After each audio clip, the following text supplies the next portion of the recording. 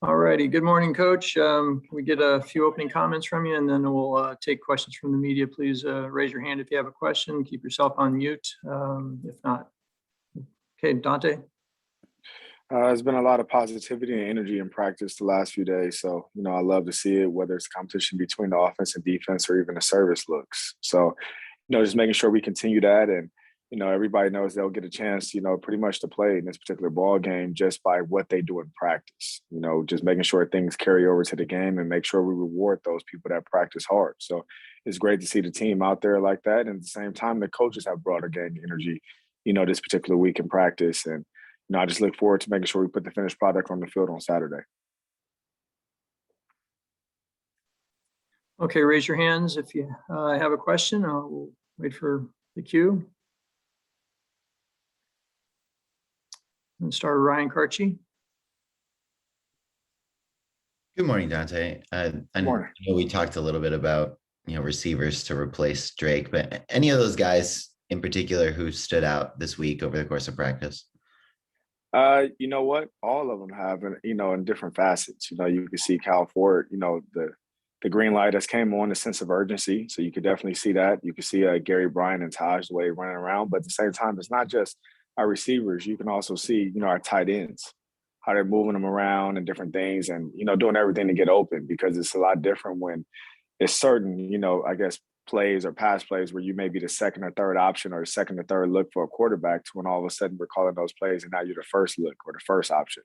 So you can see the sense of urgency definitely has uplifted. At the same time, you can see the sense of urgency for the offensive coaches and how they've been getting on guys. And I love to see it. How is it that what you've seen from Kyle, how does he stress a defense in particular? He's playing receiver at 230 pounds, but yet, he can still move like a guy that's 205 pounds. So just from a physicality standpoint, whether it's blocking or, coming in and out of a break, and at the same time, he can catch the deep ball. So, just that in itself is a physical guy that's out there playing wide receiver against a corner. Okay, let's go to Adam Grossbard. Hey, Donte. Wondering if you have an update on Nick Figueroa's status for Saturday. You know what? It's one of those things where it's still day to day. It's like I said, it's a lower leg injury, but the plus for Nick is that he's not a freshman. So he's not a guy that, if he didn't practice, that you just can't put out there because they don't know what to do or how to do it. He's definitely a guy that, will be a game time decision, but at the same time, him being at a game time decision, what you're going to get out of him. So you're going to get somebody that's going to work extremely hard. At the same time, he's going to know what to do, which is the most important thing. So it's lower leg. It's not the shoulder for him? No. It's lower leg. It's lower leg. Okay. And how about Ish Sofshire and Jamar Sakona? Jamar is still day to day. So, it's his arm. So, it's still day to day. It's one of those things, just making sure that he can go out there and strike. And he's been doing a good job of doing that still this week in practice. So it's just making sure that he feels completely confident in it. At the same time, we feel completely confident in what we're going to get out of him. And Ishmael is still just working his way back. It's hard to come back from 4 surgeries. So he's one of those guys that's still, in the rotation and still working his way back. And we look forward to see what he can do the rest of the way.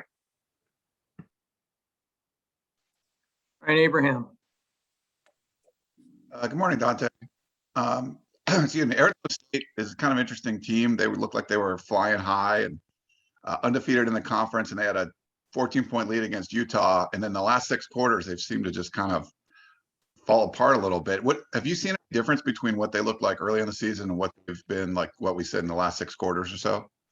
To be honest, it's just probably, the only thing I can see is probably the turnovers. They're still executing at a high rate. They're still doing everything right. Like I said, they have 3 really good tailbacks. They have a great quarterback.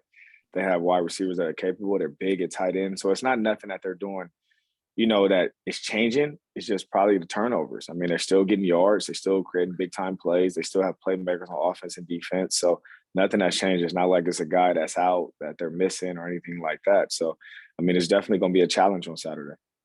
And is there anything you can do when you see a team that's sort of struggling like that? You don't want them to get right, like on your watch, right? So is there something you can kind of do to keep their like bad streak, I guess you could say, going? It's going to be about us. It's how we play. As long as, like I say, as long as we control the line of scrimmage and at the same time, as long as we create turnovers and we at the same time don't turn the ball over. I mean, that's really what the game is going to come down to, in my perspective, because this is a team that, they like to run the football. At the same time, they're big and physical up front. They like to stop the run. So it's going to be a little bit of stalemate when it comes to physicality at the line of scrimmage. A reminder to raise your hand if you have a question. We'll give everyone a second here. Eric McKinney. Donte, with kind of the mental toll, I think maybe this year's taken with the coaching change and the position, quarterback thing and going on, how do you sort of, I guess, reset mentally the team when they talk about kind of making the same mistakes, coaches and players sort of talking about that? What goes into, I guess, hitting a mental reset button for the guys? Like I said, it's not a mental reset right now. I mean, it's later in the season. It's a mental reset when probably the coaching change happened. Right now, it's like I say, it's about continuing to enhance. It's about making sure, like I said, you don't fall in love with wins and losses. You don't fall in love with touchdowns or interceptions or things like that. You fall in love with the process. And if you enjoy the process of going 1-0, then all of that carries over to wins. That carries over to touchdowns. That carry over to interceptions. Enjoy watching film. So it's about making sure these guys, when it comes to this time in November, because shoot, they remember what you do in November. It's about making sure that you continue to love the process. If you love the process of watching film, waking up early, going to get treatment, lifting weights, right, watching film, practicing, then it carries over to the game. So at the same time, that's where that energy comes in, making sure guys love what they're doing. And then when Jackson Dart is kind of coming on and you guys have a decision there at quarterback, is there any kind of experience that you can lean on in how to handle that position or anyone that you can kind of talk to shed some light on maybe if that position is different than other position battles? No, it's not really one of those things that you want to lean on somebody else because they're not in this particular building. It's something that, me and Graham will constantly talk about, and we continue to talk to those particular guys. It's not really something you can lean on for somebody else that was in maybe a similar situation because it was still different. Because it's also managing personalities, it's also managing this team. And, the great thing for us is both guys will get an opportunity to play. And, when both guys get an opportunity to play, we look forward to seeing what they can do out there. And, we're going to do what we need to do to win this particular ball game. So it's not about what's going to come on later in the season. It's about what we're going to do against Arizona State. And like I've always said before, every position here is competition, right? Whether it's quarterback, whether it's running back, whether it's O-line, DB, does not matter. They're all competition. That's how it should be at USC. So it's more Arizona State's problem than it is ours. Back to Ryan Abraham. Hey, Donte, the following up on the turnover part of it, I mean, some turnovers are luck, but there's, you can obviously kind of try to force them. When you see a team like Arizona State, like you mentioned, 5 turnovers last week, their first 3 drives ended in turnovers. Is there something you can kind of do like, hey, there's opportunities for us on defense to get the ball? Yeah, it's always opportunity every game, but you have to be smart when you do it, right? Like, for instance, forcing a fumble or trying to knock a ball out. You can't do that when you're the first guy on the tackle. You do it when you're the second guy on the tackle and somebody's always securing it. But if you do it and you're the first guy on the tackle, then you're going to miss the tackle and the guy may still run for 50, right? So it's about making sure you do things the right way. That doesn't mean try for interception that you stare at the quarterback, because next thing you know, you're going to get beat for 80. So it's ways to manufacture it, but at the same time, it's ways to do it the correct way, right? Because nobody all of a sudden wants to get a pick 6, but the very next play they get beat for 6. So, it's about extremely being smart and, making sure Coach Orlando, I'm pretty sure he's going to dial some pressures and certain things there to create some type of chaos. Thank you. You're welcome. And Ryan Karchi. Donte, this question, I guess, pertains mainly to Jackson, but also could apply to other freshmen or young guys. Do you guys, with this few games left in the season, how much do you put sort of into redshirting, or how much are you even thinking about that in terms of kind of playing young guys going forward?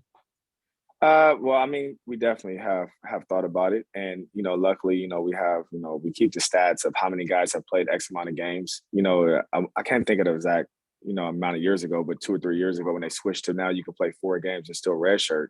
I think it helped a lot of these guys out, especially coming out of COVID. We forget certain guys like Jalen Smith and, you know, Prophet Brown and Kalen Bullock, Miller Moss, Brandon Campbell. This is their senior year. They didn't play football their senior season. So this is it right here. And, you know, still in the regular season of your senior year, this is not even the playoffs. So to see those guys basically come on, but at the same time, you have some guys that maybe played 3 or 4 games on the season. So you know they're right there on the cusp where they play a couple more games, you know, they use their year. And then you have some guys that have played only 1 game this year, or maybe 2 or 0, where, you know, you kind of use them as needed, right? So like we're going to do, you know, make sure to win the football game, but at the same time, we're going to do what's right by these young men and make sure, you know, you pull certain guys in, they understand what's going on, not just accidentally throw them out there for 1 or 2 plays and you burn the year. I think that would be, you know, idiotic. So just making sure that the guys that are playing that maybe will burn the year, they're truly playing, not like 1, 2, 3 plays, but they're really out there and they're getting a fair chance of their freshman year touching the football field. Does that factor in at all to whether you play Jackson down the stretch, or is that something you think about less as it pertains to him? Jackson is right now, I have not thought about a particular situation. I think about it more of, you know, the Mike Jackson, the Max Gibbs, and, you know, those particular guys, making sure where they're at.